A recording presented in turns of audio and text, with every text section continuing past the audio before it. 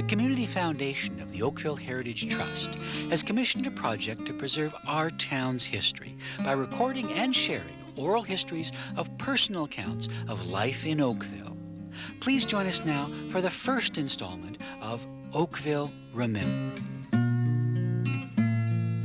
I remember when we moved to this farm, there wasn't electricity, and it was a gravel road, and my father said, "Well, we've got to have electricity here," and so he got some of the farmers together along our road, and they actually formed a little club, and they bought poles for, I think it was $7.50 each, and they put them along the road and brought the electricity up from the lake. And actually, I have the minutes, all of the minutes of those meetings still, and the thing came to fruition within. I think he started in about October, November of 1921, and by I think it was March of the next year, 22, there was electricity in this house and all the farmers along. So that, I mean, that was an early thing. I was 4 years old then, so don't remember a lot about that. But then this road, I remember we have a gravel pit on the farm, and we used to take gravel out and put it on the road. That was what they called statute labor. And farmers, you had a team of horses, and that was part of your job as a taxpayer to put gravel on the road. Now this road had been here for a long time. Of course, it was originally just a trail through the woods, and then there was they called it a corduroy road, just logs or plank road and whatever. And I just have to tell you about something. There was at our barn gate, there was a big rock and it was about that long, about that wide, and it was like a half of a pillar. If you had a pillar about that big around and just sliced it down the middle, it was like that. And so it was by the barn gate. And I always wonder why, how did that get there? Heavy as, must be 1,000 pounds, 800 pounds. Anyway, so I've always wondered about that. Well, they did some road work one time, and I could see that the bulldozers or whatever were going to bury it or do something. So I dragged it up into close to my house, and I finally found out what that was. One day, and this is very recently, so I'd been worrying about this all my life. Very recently, I was up in Milton, and I happened to be passing by the jail, the old Milton jail. Yeah. And there's a wall where they kept the prisoners in. There's a great wall about that thick. And here on the top of the wall were these stones like the one I have. And right along the top you can see it just the cap for the wall. Yeah. So when I saw that, I thought, now I know what that stone's all about, but how did it come to be down here 10 miles south of Milton? So as I thought about it, I thought, well, probably. Now we're talking, I mean, when that wall was built, that would have been at least 100 years ago or more. It's certainly back in the 1860s or whatever. But this road was just a corduroy road, and the only transportation was ox cart or horses or something, and the only transportation anywhere else was by boat. I mean, there was no railway, no trucks. This is long before trucks and big roads, and so I thought probably this was quarried up in the escarpment near Milton, and it was being transported down to Lake Ontario to go on a ship to go somewhere, probably for another jail wall. Who knows? And maybe when it just got here, maybe the axle on the wagon that was hauling it broke, or it slipped off the wagon, and it's just so heavy that people said, "Oh, there's no way we're going to pick that up," and so there it was, and it was there from that time and all the way till the time that I rescued it.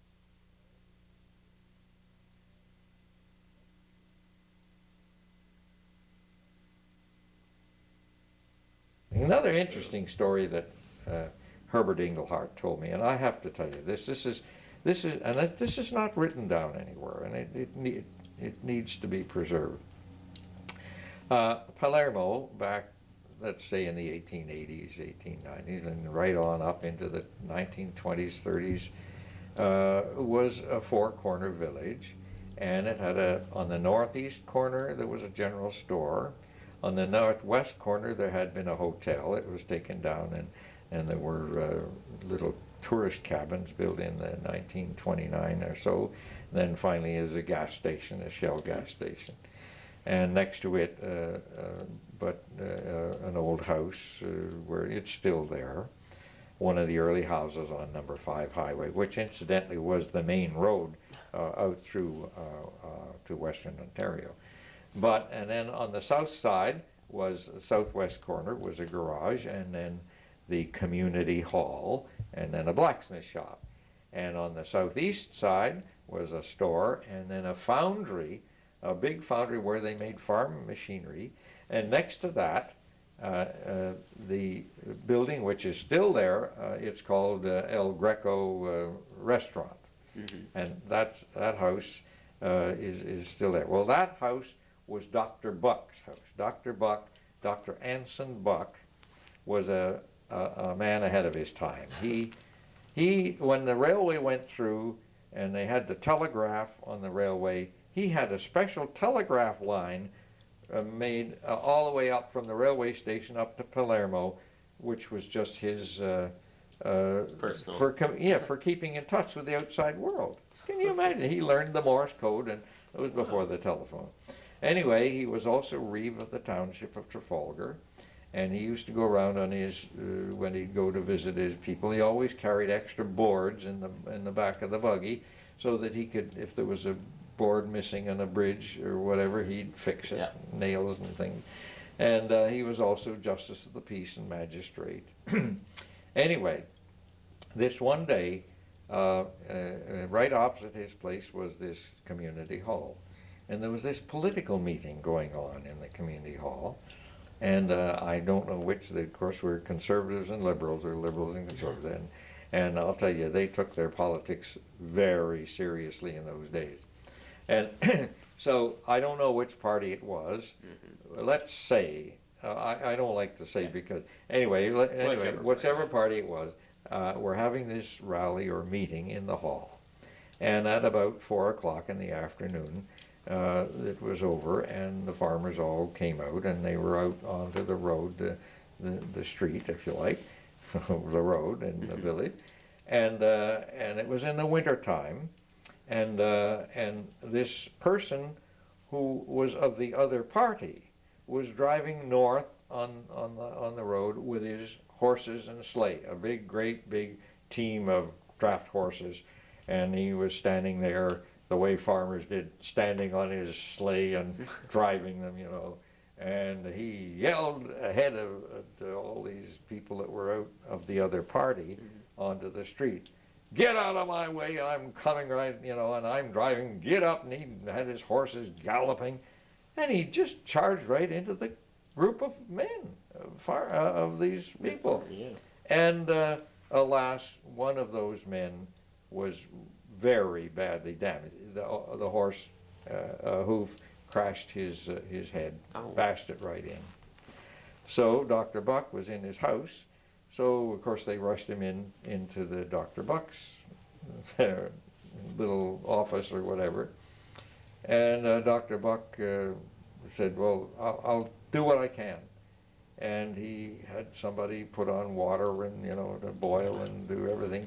And he ran into his dining room. Now, this is in the house that's still there, the El Greco restaurant.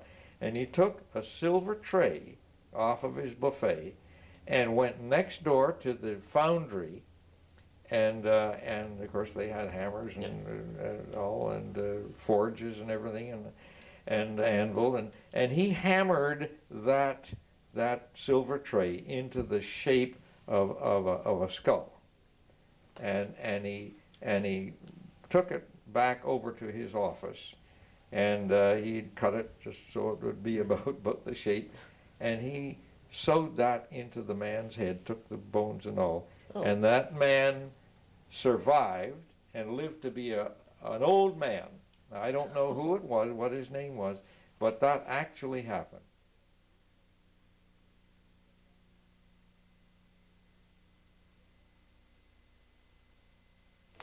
Well, there is a cave on the Bronte Creek, on the valley, on the side of the hill of the Bronte Creek, and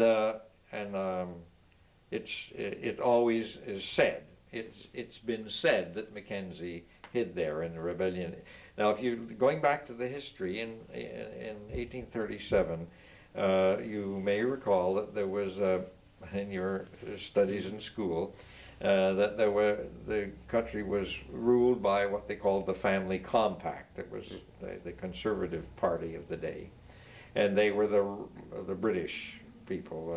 It was a colony, and so they had the soldiers, the redcoats, and everything, and they just ruled with an iron hand. Well, a lot of people in this country, they didn't like that, and especially Lower Canada and Upper Canada. Mm-hmm. And so they had a rebellion, and William Lyon Mackenzie, who was a publisher, published the Globe in Toronto, he led the rebellion. He was a little rebel. He was Mackenzie King's grandfather, by the way, later Mackenzie King, our Prime Minister.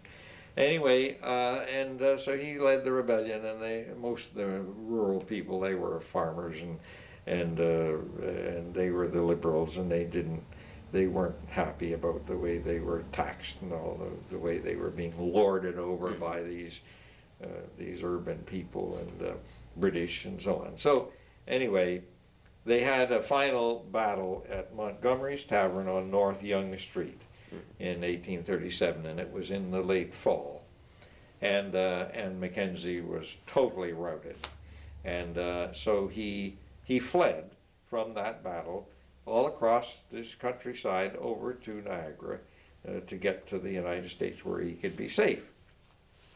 And as he was fleeing, it is said that he hid in this cave on the banks of the Bronte Creek. 12-mile creek in upstate, and so of course all the kids, I used to go there when I was a kid, and every kid in this whole area, they knew about Bronte Creek and how they and about the cave. So anyway, when I was a boy in 1928, there was a very elderly woman, probably about my age now. Kind of a slender lady. She came to visit my father, and she said, I want to see the cave.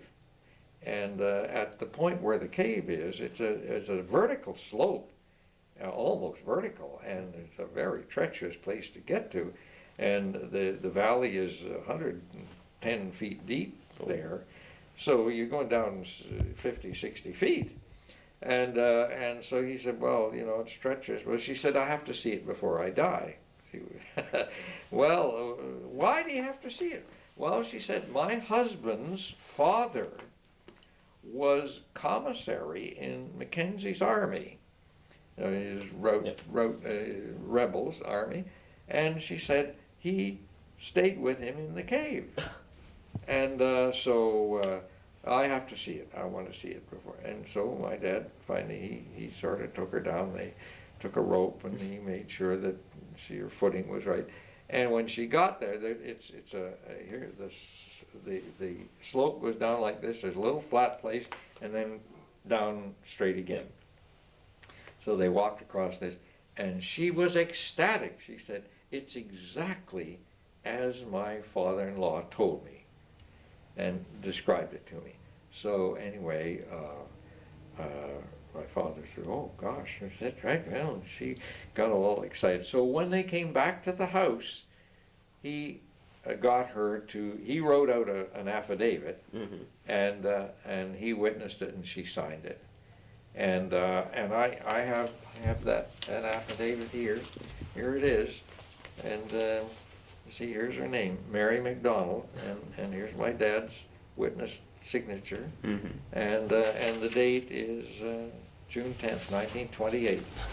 And I remember that because I was actually 11 years old then. So there's an official document. Now that, of course, I'm going to see that gets with the Mackenzie papers and in the Ontario Archive, but there are copies of that around. It's remarkable. Anyway, so we do know, and I've done a little research in it, and I found that the man's name was Davidson. The commissary? Yes. Okay. And so I know Davidsons in Burlington who were related, and it turns out that this man Davidson was on a farm. He was a farmer from east of here, somewhere around about lot 16 or something, and so he knew about the cave, and that's how they hid there. So I don't know how long they hid there, but it says in the document that he stayed. So that's a piece of real history, and for sure it's known now that Mackenzie hid there.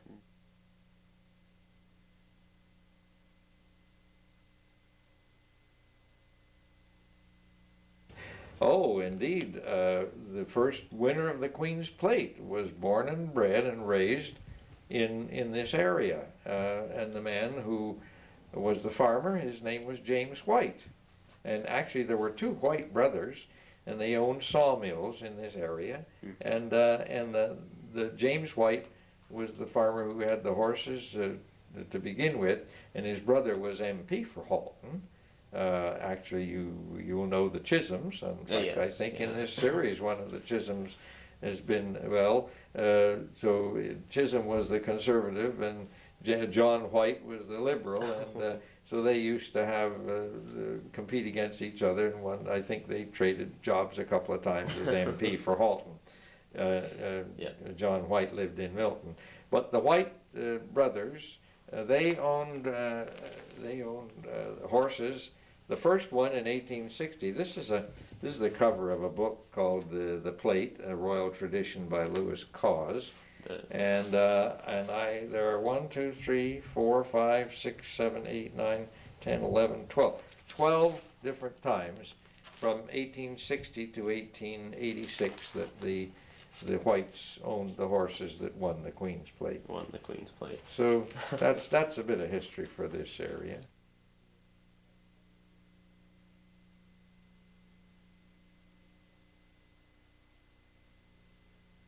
I was born right here in Oakville, actually at the foot of Thomas Street, in what they call the working men's houses. Really? And they were built originally in the 1800s for the men that were working on the schooners in the harbour.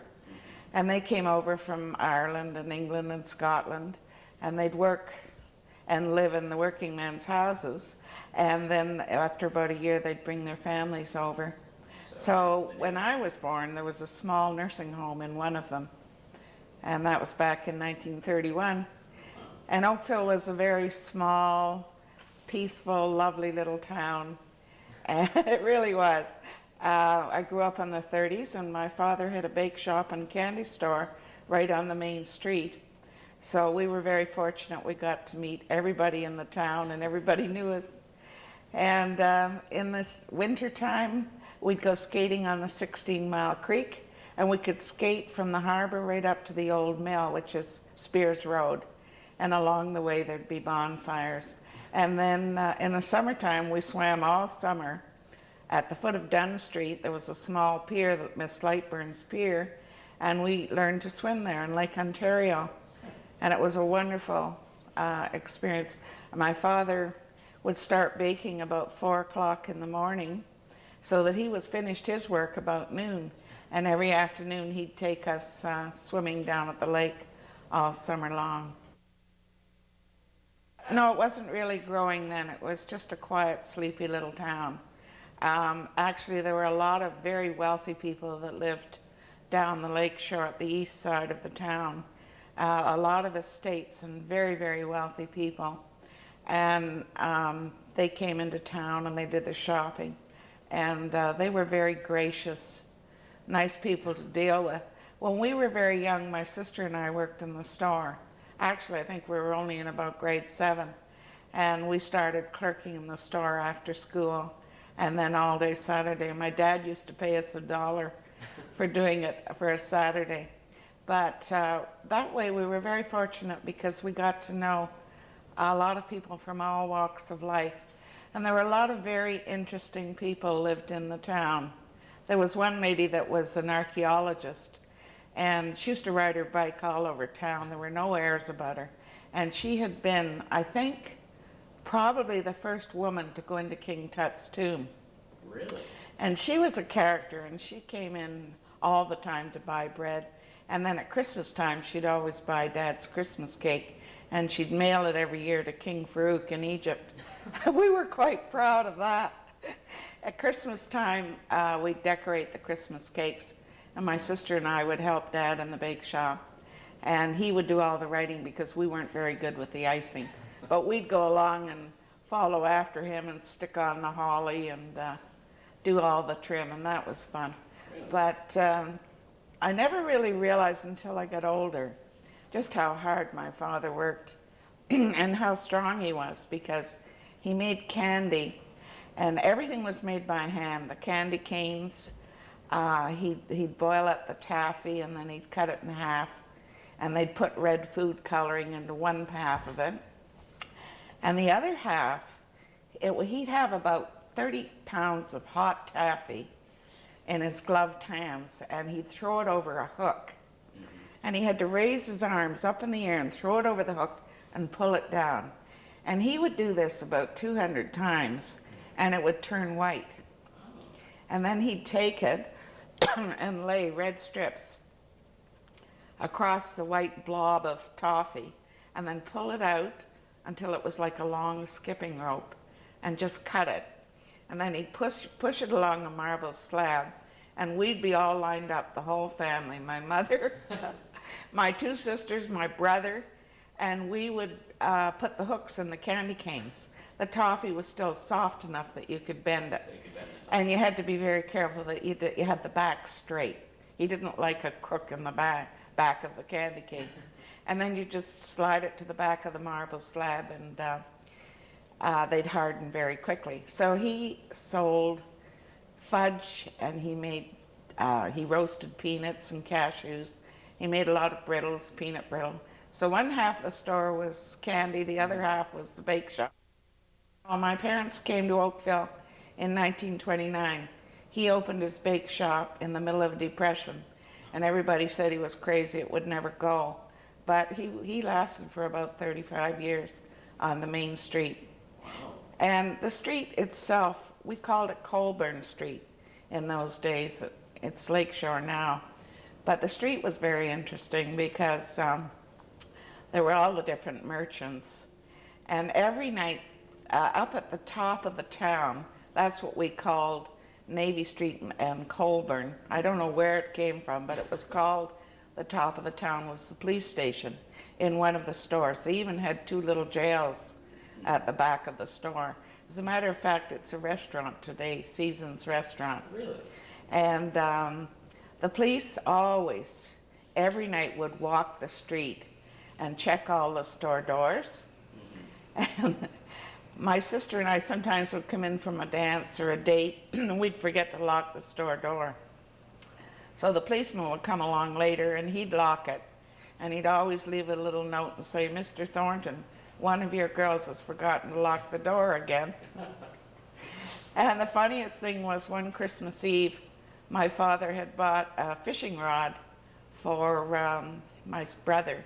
And it was a very good fly casting rod, because he used to take us down and we'd fish between the piers in the early spring and fall down on the 16th. But anyway, Christmas Eve, he couldn't resist it. He had to go out and try casting this fishing rod. And there he was standing on the main street of Oakville about midnight and there were snowbanks on either side of the road, and he'd cast over to the other snowbank. And along came this foot policeman, and he said to Dad, well, I think now I've seen everything. You're trying to catch a fish out of a snowbank. So they had a good laugh over that. Yes, there were 4 schools in the main town. There was Brantwood School for the lower grades up to grade 4, and there was Westwood, which was the other side of Kerr Street for the west part of the town. And then once you got into grade 5, we all went to Central School, which is where the library is today. And we were there till we finished grade 8. And then there was only one high school in the town. And we all went there, and a lot of the rural children came into the high school too, as well as the folks from Bronte. So you had all the people coming in from the farms. That's right. That's right. There were about 250 students at Oakville High when I went to high school. So this would have been the time before busing and you know, Oh, there were no buses. number of Oh, no, cars. there were no buses. I guess a lot of the farmers probably drove their children into school. We had in Oakville in the 40s what we call Teen Town, and it was located up where Wallace Park is today, in front of the curling rink. And every Friday night we had a dance there, and it was totally unsupervised. There wasn't one adult there. And we'd go and we'd play records, and we'd all dance to the records. And they sold Cokes and hot dogs, and we all took our turn selling the Cokes and hot dogs. How much was a Coke and a hot dog? I can't remember that, but I can remember we paid 25 cents to get in. I guess that bought the records. But we had a wonderful time, and there was no problem with present day problems. Matter of fact, there weren't any ambulances. The undertakers looked after, and I think sometimes people came to the hospital in the hearse. There were no special ambulances. It was all looked after by the undertakers. Now, there was one main undertaker in town, S.S. Russell and Son, and they were at the foot of Dunn Street in that huge house, the Marlatt House. We call it Oakville's Casaloma. But anyway, yeah, they looked after all the ambulance calls. I don't think it was until the early mid-50s that private ambulances, and then eventually they were taken over by the province. Telling the early history of Georgia Square. It was set aside by Colonel Chisholm in 1835 to be a park. It's never ever been lived on. And it's got a very interesting history. We had a lot of runaway slaves that came to Oakville. They were rescued by Colonel Robert Wilson, and he brought them across the lake in his schooner. And there was a man that used to go with him, a runaway slave by the name of James Wesley Hill. James Wesley Hill risked his life and went down into the States and would gather up the runaway slaves, and he would bring them back to Oakville, and Robert Wilson, Captain Robert Wilson, would keep them overnight and give them a good breakfast and new clothes and help tell them where to go to find a job. And every summer, those runaway slaves would come back to Georgia Square after Emancipation Day and have a picnic. And they would always go and honor Captain Robert Wilson. They'd always go to see him. I hope future generations will love Oakville as much as we do.